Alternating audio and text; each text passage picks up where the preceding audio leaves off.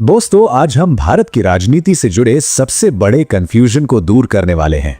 लोकसभा, राज्यसभा, विधानसभा, विधान परिषद, ये नाम सुनकर उलझन होती है ना।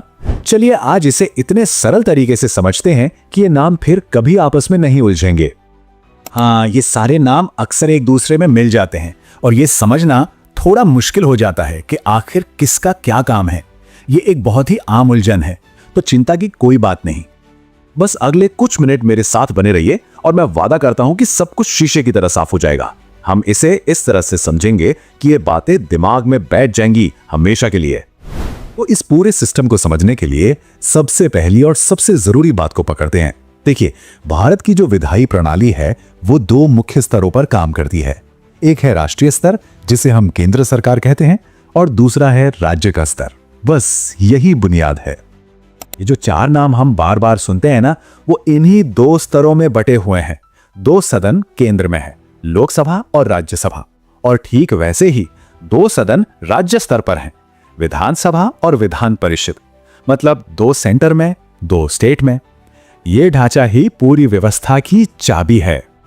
ठीक है, तो चलिए एक एक करके समझते हैं। सबसे पहले बात करते हैं राष्ट्रीय संसद की और इसके दोनों सदनों को जरा करीब से देखते हैं। पहला है लोकसभा, जिसे लोगों का सदन या लोअर हाउस भी कहते हैं। इसका नाम ही सब कुछ बता देता है।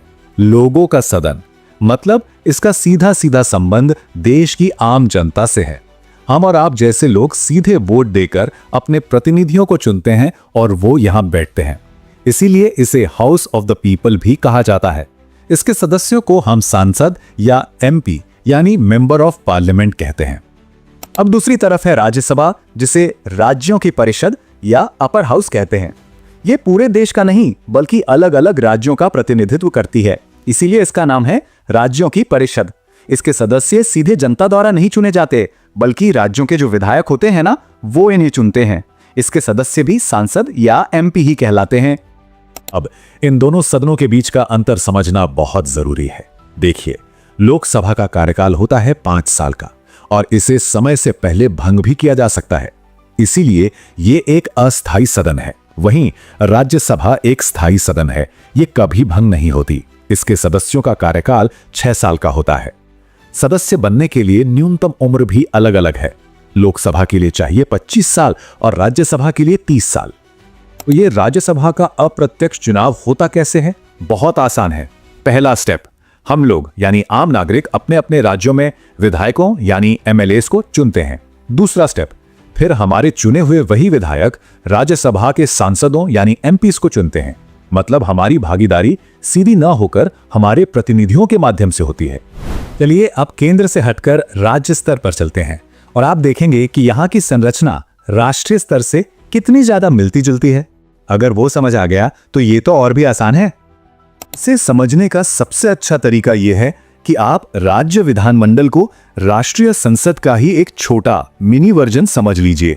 ये एनालॉजी इसे याद रखना बहुत ही आसान बना देती है। अब देखिए, ये समानांतर संरचना कितनी साफ है।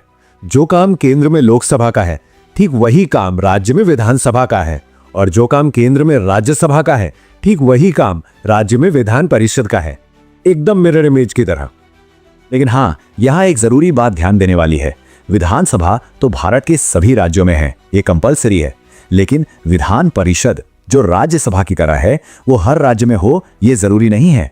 अभी की बात करें तो ये सिर्फ 6 राज्यों में है: बिहार, महाराष्ट्र, कर्नाटक, आंध्र प्रदेश, तेलंगाना और उत्तर प्रदेश। और देखिए, यहां भी सब कुछ वैसा ही है।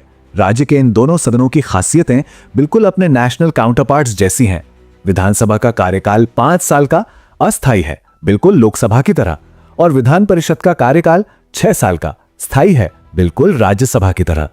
न्यूनतम उम्र की शर्तें भी वही हैं, विधानसभा के लिए 25 और विधान परिषद के लिए 30 साल। पैटर्न एकदम सेम है। अच्छा, तो अब तक हमने जो भी अलग अलग समझा है उसे एक साथ रखकर देखते हैं। चलिए इन चारों सदनों की एक मास्टर चार्ट पर तुलना करते हैं ताकि पूरी पिक्चर एक बार में क्लियर हो जाए। ये टेबल एक तरह से इस पूरी बातचीत का निचोड़ है। देखिए पैटर्न कितना साफ है।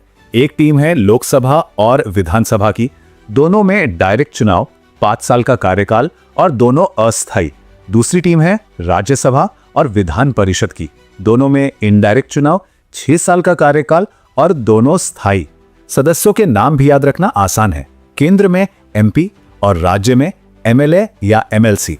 और हां, सरकार का मुखिया, लोकसभा में बहुमत दल का नेता प्रधानमंत्री बनता है और विधानसभा में बहुमत दल का नेता मुख्यमंत्री। अब एक बहुत ही लॉजिकल सवाल उठता है कि भाई राष्ट्रीय और राज्य दोनों स्तरों पर ये दो सदन बनाने की जरूरत ही क्या थी? एक से काम नहीं चल सकता था? असल में इसका उद्देश्य है शक्तियों का संतुलन बनाना। निचला सदन यानी लोकसभा या विधानसभा सीधे जनता की आवाज है, जो लोकतंत्र के लिए सबसे जरूरी है। लेकिन जो उच्च सदन है यानी राज्यसभा या विधान परिषद, वो एक तरह से सेफ्टी वॉल्व की तरह काम करता है। वो ये पक्का करता है कि कोई भी कानून जल्दबाजी में पास ना हो जाए। यहां विधेयकों पर दोबारा विचार होता है, गहराई से बहस होती है। यही सिस्टम कानून बनाने की प्रक्रिया में एक मजबूत चेक्स एंड बैलेंसेस यानी नियंत्रण और संतुलन बनाता है। तो अब जब ये पूरी संरचना समझ आ गई है, तो मैं एक सवाल के साथ इस बातचीत को खत्म करना चाहूंगा। कभी सोचिएगा कि जब प्रतिनिधि सीधे जनता द्वारा चुने जाते हैं और जब वे अप्रत्यक्ष रूप से चुने जाते हैं, तो उनके द्वारा बनाए गए कानूनों की सोच और प्रकृति में क्या फर्क आ सकता है? ये एक बहुत दिलचस्प सवाल है जो हमारे लोकतंत्र की गहरी समझ देता है।